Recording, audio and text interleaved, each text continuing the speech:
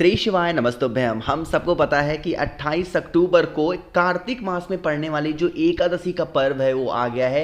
ये एकादशी इस बार विशेष इसलिए है क्योंकि ये इस बार सोमवार को पड़ रही है ना। साल की सबसे बड़ी एकादशी ये मानी जाती है जिसे हम रमा एकादशी कहते हैं। चाहे वो कितनी भी बड़ी प्रॉब्लम आपकी फैमिली की हो, आपके परिवार की हो या फिर आपकी खुद की हो, वो सारी प्रॉब्लम सॉल्व हो जाएगी। बस आपको एक चुटकी हल्दी से एक छोटा सा उपाय करना है जो कि पूज्य गुरु जी की कथा से सुन के बहुत अच्छे से आपको समझाऊंगे ना। बहुत प्यारा सा, बहुत ही आसान सा ये उपाय है, तो आप सभी लोग करिएगा जिससे आपके घर में सुख, शांति और समृद्धि प्रदान हो, है ना। देखो अभी इस टाइम पे गुरु जी की जो कथा है, आप कथा कह लो या फिर शिव चर्चा कह लो, उसमें गुरु जी ने 3 वृक्ष की बातें की हैं जिस वृक्ष के नीचे कार्तिक के महीने में अमृत वर्षा होती है। कौन कौन सा पेड़ है, जल्दी जल्दी सभी लोग लिखिए। एक तो पेड़ का नाम क्या है, पीपल का पेड़, है ना।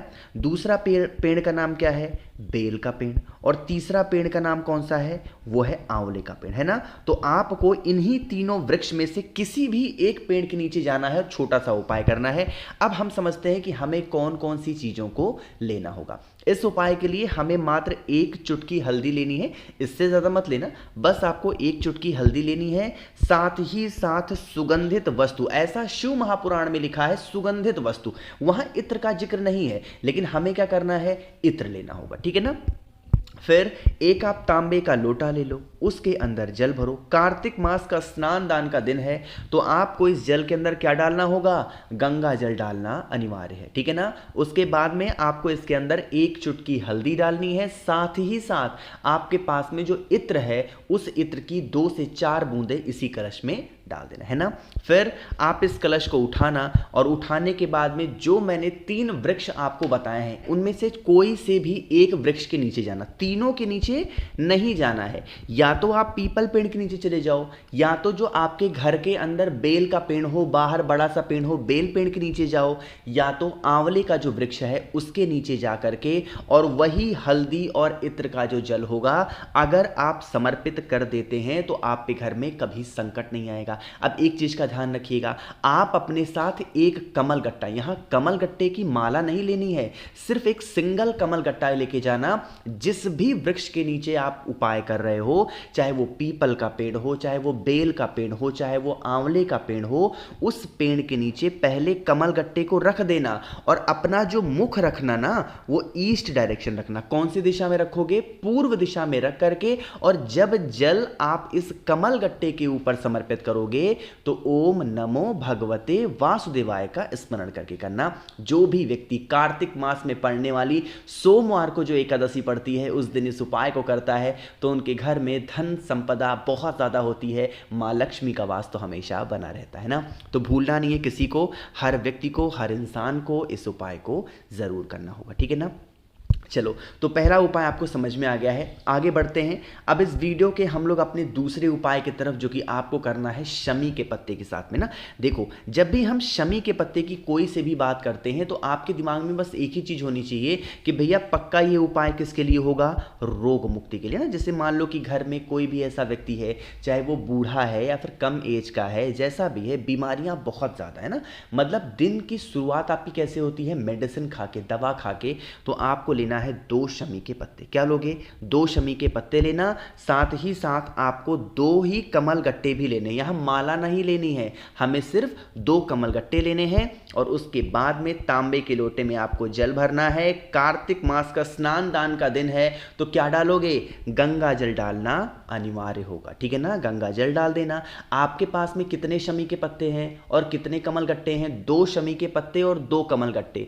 शमी के पत्ते को कलश के अंदर नहीं डालेंगे, लेकिन जो 2 कमल गट्टे मैंने बताए हैं उन 2 कमल गट्टे में से 1 कमल गट्टा डाल देना और 1 कमल गट्टा आप अपने पास रखना, ठीक है ना। और फेस रखिएगा उत्तर दिशा, नॉर्थ डायरेक्शन।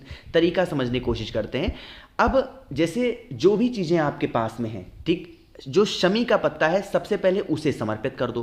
पहला शमी का पत्ता समर्पित करोगे जिस जगह से जल नीचे गिरने ही वाला होता है उस स्थान पर। और जब यहां पे समर्पित कर रहे हो तो आपको अवधूतेश्वर महादेव का ध्यान करना। कौन से महादेव, अवधूतेश्वर महादेव का ध्यान करेंगे।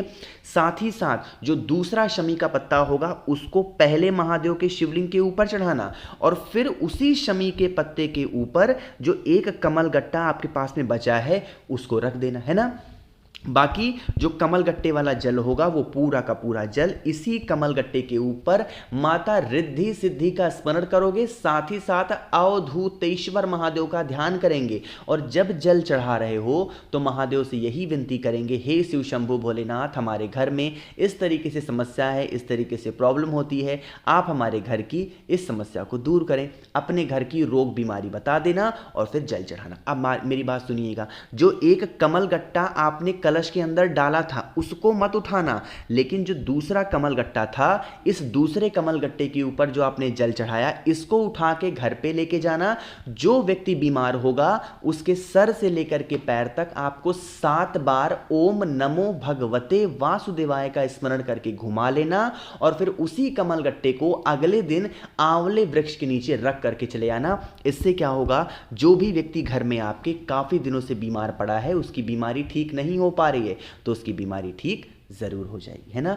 तो भूलना नहीं किसी को, हर इंसान को उपाय को करना है। आगे बढ़ते हैं हम लोग इस वीडियो के अपने तीसरे उपाय की तरफ, लेकिन ऑफर की याद आपको मैं दिलाना चाहता हूं कि दीपावली रात 12 बजे तक आपके पास में मौका है मुझे ऑर्डर करने का। अगर आपने मुझसे 7 मुखी रुद्राक्ष लिया या 9 मुखी, इन दोनों में से कोई भी एक रुद्राक्ष अगर आप लेते हो मुझसे, तो इसके साथ मैं आपको बहुत सारी चीजें फ्री दूंगा। एक तो 5 मुखी रुद्राक्ष फ्री दे रहा हूं, कमल गट्टे की माला जिसमें 108 कमल गट्टे होंगे उसकी माला आपको फ्री दे रहा हूं, प्लस 3 मुखी रुद्राक्ष आपको फ्री दे रहा हूं, प्लस महादेव की जो सबसे प्रिय भस्म होती है 50 ग्राम, वो मैं आपको फ्री दे रहा हूं। ये सारी चीजें फ्री हैं, लेकिन उसके लिए 7 मुखी या 9 मुखी रुद्राक्ष लेना पड़ेगा। ऑर्डर करने के लिए व्हाट्सएप मुझे मैसेज कर सकते हैं 9005643345, ये मेरा व्हाट्सएप नंबर है, मैसेज जरूर करिएगा। दीपावली रात 12 बजे तक आपके पास में मौका है, ठीक। चलो अब बात करते हैं उपाय की। देखो, जैसे मान लीजिए कि घर में आपके टेंशन चल रही है, कोई ऐसी प्रॉब्लम्स है जिसका सोल्यूशन ही नहीं निकल पा रहा है,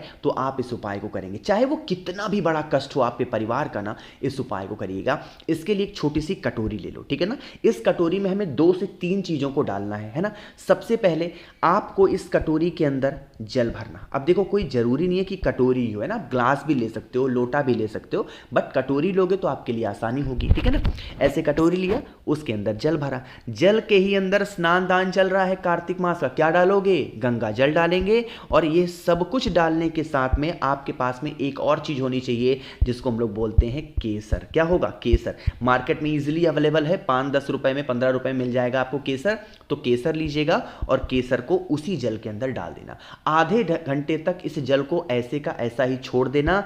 इस कलश को या फिर इस कटोरी को उठाना केसर के जल के साथ में और पहुंच जाना सीधा महादेव के शिवलिंग के पास। यहां पे हमें मंत्र उल्टा बोलना है ना। जैसे नॉर्मली हम लोग मंत्र क्या बोलते हैं, ओम नमः शिवाय, यही तो बोलते हैं। लेकिन जब आप उस केसर के जल को अपने घर की प्रॉब्लम्स, अपने घर की समस्याओं को कहोगे, तो यहां पे शिवाय नमः ओम, फिर से बोल रहा हूं, क्या बोलना है, शिवाय नमः ओम। इस मंत्र का स्मरण करते हुए पूरा का पूरा जल महादेव के शिवलिंग के ऊपर समर्पित करना। अपने कष्टों को कह देना। जो भी व्यक्ति इस प्रकार से एकादशी पे केसर के जल को शिवाय नमः ओम बोल करके समर्पित करता है, उसकी बरसों पुरानी जो मनोकामना है वो तो पूरी होती है, साथ ही साथ अगर वो व्यक्ति किसी भी कष्ट से परेशान है तो उसके कष्ट की समस्या भी दूर जरूर होती है, ठीक है ना। आगे बढ़ते हैं अब इस वीडियो के हम लोग अपने चौथे उपाय की तरफ, जो कि ये हमारा आखिरी उपाय है। और लड़ाई झगड़े आपके घर में बहुत ज़्यादा होते हैं, टेंशन में बैठे रहते हो, घर के क्लेश से, घर की परेशानियों से, तो आप इस उपाय को करेंगे। लेकिन उससे पहले जल्दी से कर दीजिए वीडियो को लाइक, और जिसने अभी तक चैनल को सब्सक्राइब नहीं किया तो करिएगा, चैनल को ज़रूर सब्सक्राइब, है ना।